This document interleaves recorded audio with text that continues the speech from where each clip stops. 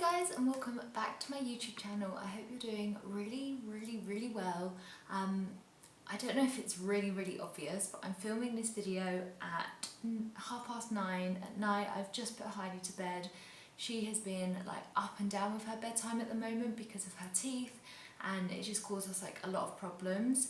But with that, I'm finding time to film in the day so difficult. So I'm just relishing the opportunity to film while she's in bed. I'm literally going to go straight to bed after this because I'm so tired.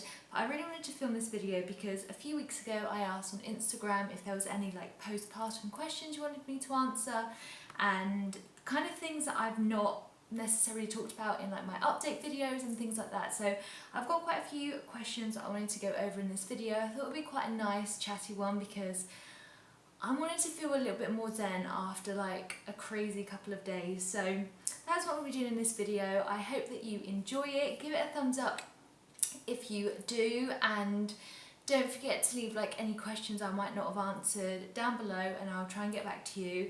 But yeah, let's dive straight into the video. The first question, and I got this a couple of times, I'll be honest, is how is your belly looking? Because in my like latest postpartum updates I haven't been showing you like a belly shot because I just feel like this is my belly now, and it's kind of a little bit depressing, I'll be honest, but I'll happily show you guys if that's what you wanted to see. I mean, I'm not overly chuffed with it, but considering how big I got, how many stretch marks I got, and just like the sheer like how uncomfortable I got, I feel like it's not bad, but I just feel like I'm just not like loving life. So I will show you anyway now. So this is what my belly's looking like. I mean, I'm not mad at like the size of it. I feel like it's gone down quite a lot considering how big I got. From the side I've still got this bloody pouch which isn't going anywhere. Like, I do so much, it's fine, and then it goes out. So this is like new. I've never ever really had this before obviously in my life. This is new and it's like really difficult to kind of dress over it, I suppose. But you can see the stretch marks. I caught my belly on my zip the other day, so that was fun. But obviously my stretch marks are still there. These ones are still really red, and because they were so big, if you saw, I think it was like my 38 or 39 week pregnancy update, they were just huge. I mean, they still are. These ones have gone silvery, I don't mind, but these ones are like still so bad. And they go right down to like my C-section scar. But yeah, that's kind of what I'm dealing with. Not loving it, happy to live with it. I've just remembered as well, I have like the nosiest neighbours, so I'm sure that they're like peeping out of their window thinking, what the hell am I doing showing my stomach to a camera? But they're just going to have to live with that. So the next question is, have you returned to your pre-pregnancy weight? Now I did touch on this in a video not that long ago, but I have. I now weigh less than I did before I got pregnant, which is weird to think because obviously, like I said, with my belly and like I showed you, it's not the same. I might weigh the same, but I don't look the same. My body is a different shape now. I have this like belly that I'm trying to get rid of, and like just trying to dress in different ways is one of the hardest things, and just like trying to find my style again. So although I might, like, I just feel like weight and the way that you look are two very different things, which is why I've never really been one to focus on my weight before, because I'm one of just those people that if I suddenly don't feel comfortable in the clothes that I've been wearing, then I suddenly start to do something about it. So I have a pair of ASOS jeans that I fit in really well, but I don't fit in my favourite H&M jeans, so I've still got a little way to go, like in terms of like my stomach. I still want to work on that. And some of the clothes that I had in my wardrobe that I used to love, I now don't like because they don't fit me properly anymore. So it's things like that, that's just a huge adjustment. So I feel like a lot of people really try to get down to their pre-pregnancy weight because they find that to be like a specific milestone. And obviously whilst it's nice to achieve, I won't deny that, I still look totally different than I did pre-pregnancy. So I've not like snapped back because I haven't. I've got this stomach that I'm kind of stuck with at the moment, and things are just like bigger in places, and so yeah, I wouldn't focus on that. So if you are having a baby or you recently had a baby and you're just like, I need to get back to my pre-pregnancy weight, don't stress about it because it doesn't make a lot of difference. Like, I would just say focus on specific areas that you don't like instead of having this like end whole goal, because I just don't feel like, for me, it's not made me like super happy, if that makes sense. So yes, I've got back to my pre-pregnancy weight, but I've not got back to my pre-pregnancy body shape. The next question is the infamous, when are you planning to have another? And the amount of people that ask you this once you have a baby is ridiculous. Like, honestly, it's crazy. So I would just say, like, if you know someone that's just had a baby, don't ask them when they're about to do it again, because that is probably the last thing on most people's minds. And they just want to enjoy their baby for who they are in the moment. So I would just stop asking people that. And especially, you don't know how people have got to that point. You don't know if they've struggled with fertility, you don't know if they've had treatment, you don't know if actually they don't want any more children and there's this pressure too. I just say, like, stop asking about children. Even if people don't have children, don't ask when they are. Anyway, rant over. When are we planning to have another? I will answer the question, because we are planning to have another one, but not for like 3 to 4 years time. I think for me, probably 3 years time, when Heidi is, yeah, like 3, 4 would be a good age, because I feel like there's a big enough difference for her to understand that this is a little brother or sister, and I feel like it's enough. They're not like totally dependent. For example, I know a few people that have 2 under 2, which, whilst that age gap I think would be amazing, I would personally really struggle, because I feel like they are both still so young. Me and my sister had a 4-year age gap, and that was nice for us because we were very separate in terms of, like, when I went to one school, she then went up as I left, kind of thing like that. So we always felt like things weren't too related and you had your own thing and then you came home. So yeah, I did like that age gap, but I don't know what we'll do. I don't know if it will happen by accident. You just don't know, do you? But that is the plan, if there was one, is probably like think about it in 3 years time. We're planning to get married next year, so I think that that's our focus. So definitely not anytime soon. We'll get married and then we'll have that conversation later down the line. The next question is a really good one actually, and it's, how are periods after having a baby? I never used to have period pain, ever. I used to just brag to people that used to get bad period pains, and I'm just like, I never got them. Well, that's like literally caught up with me. I get such bad period pains. I almost feel like it was worse pains now than the build up to labour, because when I was in early labour I had these like crampy feelings when you know something's about to happen, but they were not as bad as my period pains now. Like, they really stop me in my tracks at the moment. If I'm suffering really bad, I just don't really want to do a lot, which isn't fun with a very active 8-month-old, or almost 8-month-old now. So yeah, they are really bad. So the cramping and the pains for me have got a lot worse. Period in itself, like in terms of like blood and stuff like that, it's basically stayed the same, but I just feel like the build up to it, my body's just being really dramatic now and is like, something's about to happen, and I'm just not living for it. I hate it. I literally never ever used to suffer, but now I really am. I feel like I'm making up for all that time.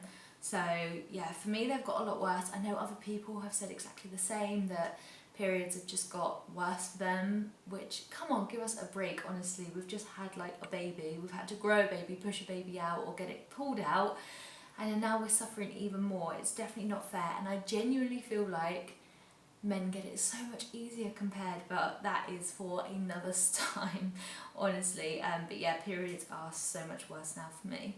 The next question is, what's the worst thing about maternity leave?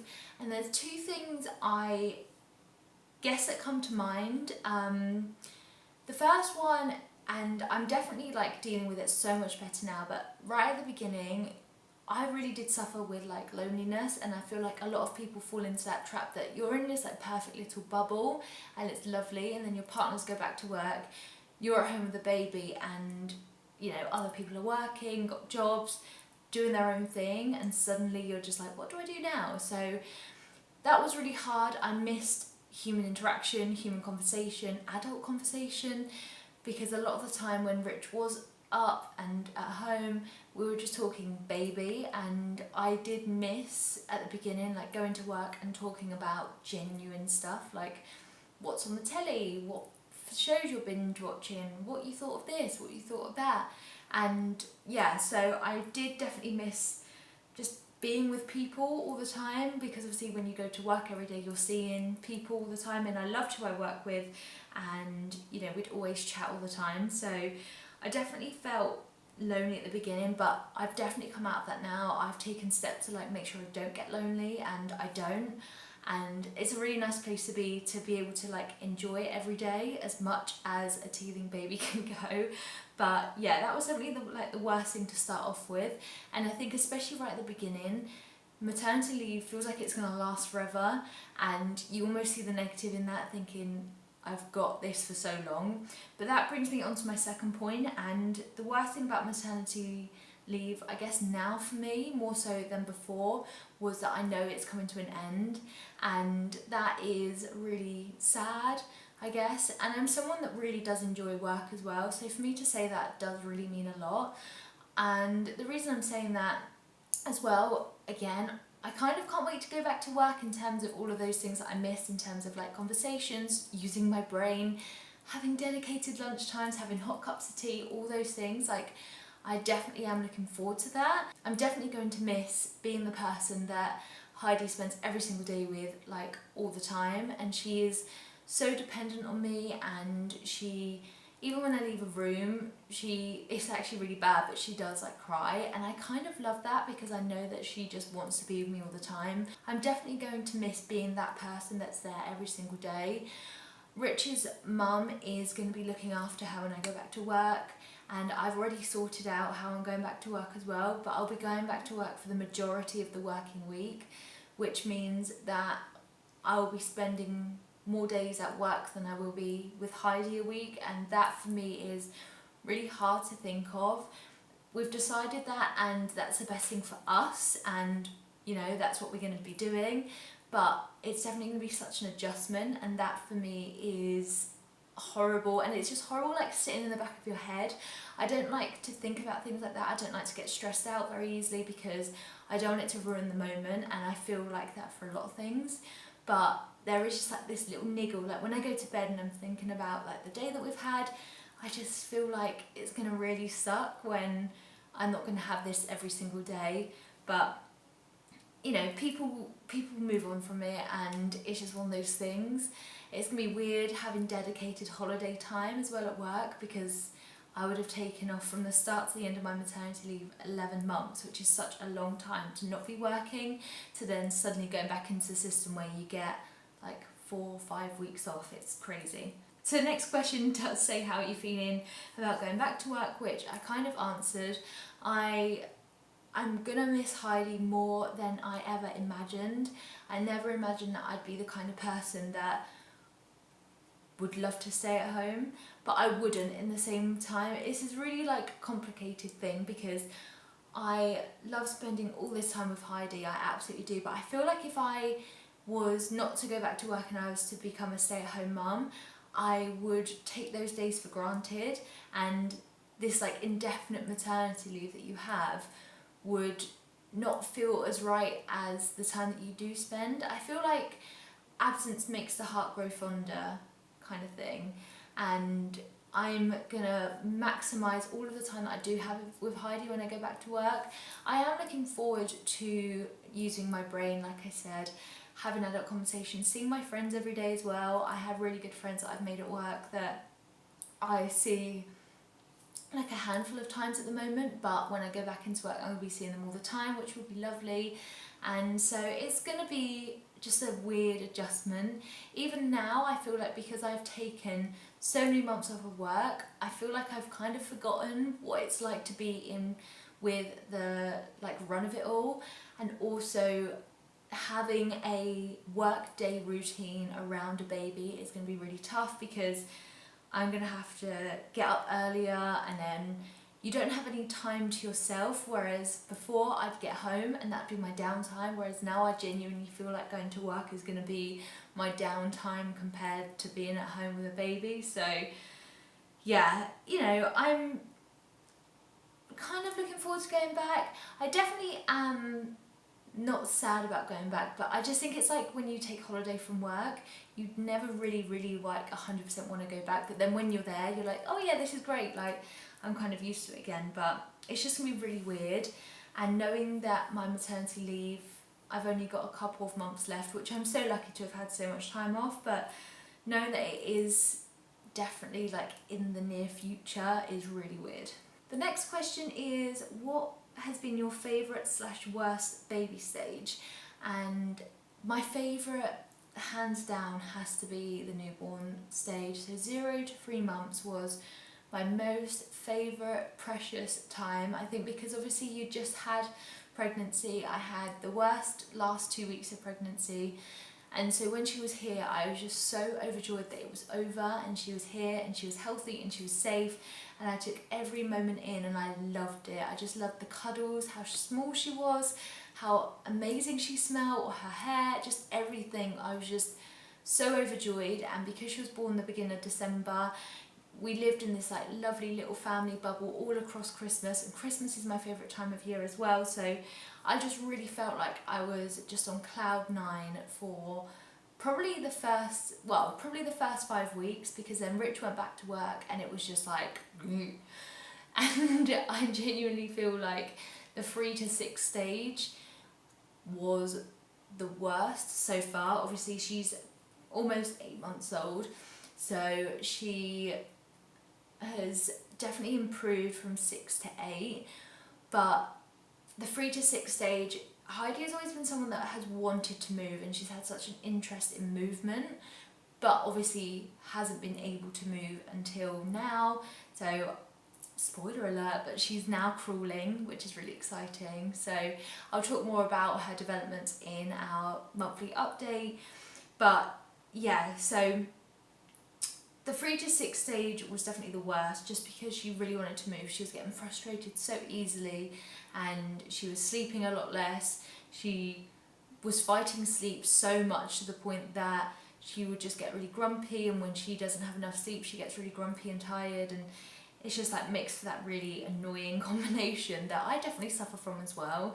So that's definitely been the worst stage, just because she's just been so desperate to do things that she can't do, whereas now she is able to and she's much happier, and these past few months have been so much better. Like, it's like a switch changed and she just became this lively, bubblier baby because she was able to roll around and get things and stuff like that. But nothing for me can beat the newborn stage. I just would do anything to go back just like one day and have like another newborn cuddle. I wouldn't even care for the night feeds. I really don't mind them that much, because even then I'd wake up and I'd just hold my baby and I was just like, oh my god, you're mine. So the last question is, are you married? And I kind of touched on this already, but we're not at the moment, but we are going to hopefully get married next year. I only say that because we haven't booked anything yet, because we're eloping, which is amazing. I did a whole video about our decision why we're doing it, so I'll leave that linked above and down below if I remember. And yeah, we're really excited. I mean, I can't wait to have the same surname as Heidi. I feel like for me that's a really big deal that I didn't realise until she was born. And obviously when you register the baby beforehand, they became like baby your surname, whereas obviously when we registered her, the aim is always for me to get married to Rich and take his surname, so it obviously only made sense for her to take his surname. But there's this weird, like, she's not got my same name feeling, so I'm really excited to do that. That's kind of why we're doing it, like eloping, because that's, I guess, one of the biggest like pushes as to why we really want to do it, and like do it very quickly. And no, I was going to say on the down low, but it's definitely not on the down low, because we're going to go to Florida and it's going to be amazing. And yeah, it's just kind of swayed the decision to want to do it quickly, basically. So yeah, that's the plan. We're going to get married next year, and obviously money dependent, and we need to book it We're going to book it soon as well, so fingers crossed all goes to plan. It's one of those things, isn't it? You can say with the best intentions in the world you're going to do something and you don't know what's going to come up, but fingers crossed that everything is okay and we do get married next year. I'm really excited, I cannot wait. But it feels weird, I think, because we're not doing this big plan and we're not like going into so much stress. I know a lot of people that got married quite recently. I think my age, everyone's kind of having babies and getting married. So I know a lot of people that are like, that have like planned big weddings and stuff, and it's just a lot of stress. But there's so many decisions that they make, whereas for us, we literally get in contact with the people that are going to be arranging our marriage and basically just letting them know the date that we want to get married. They just make sure that the location we want and the date is available, and then that's pretty much it. I think I pick my flowers and a couple of other things. Obviously I need to get a dress and stuff like that, but generally in terms of the grand scheme of weddings, it's very, very minimal. So yeah, very excited though. We wouldn't do it any other way, and it's so me and Rich too. So yeah, that's the last question I'm going to be answering today. If you do have any other questions I've not answered, leave them down below because I'm happy to answer them there. But I need to go to bed. I am knackered, and it's crazy because it's like, oh my god, I've been filming for like 20 minutes, but it's 10 to 10 and I feel like it's like midnight. The way that my eyes feel, I feel like I'm so ready to like jump into bed. And also, just a side note, I found a massive spider in my living room and I don't know where it's gone, and I'm so paranoid about it. So I've got that in the back of my mind as well. So yeah, I'm probably going to have some really weird dreams. But that's it from me today. I hope that you guys have enjoyed this video. Give it a thumbs up if you have. I'd love for you to be subscribed. It would mean so much to me, and you can see our journey being first-time parents to our little Heidi. But that's it from me, and I'll see you guys soon.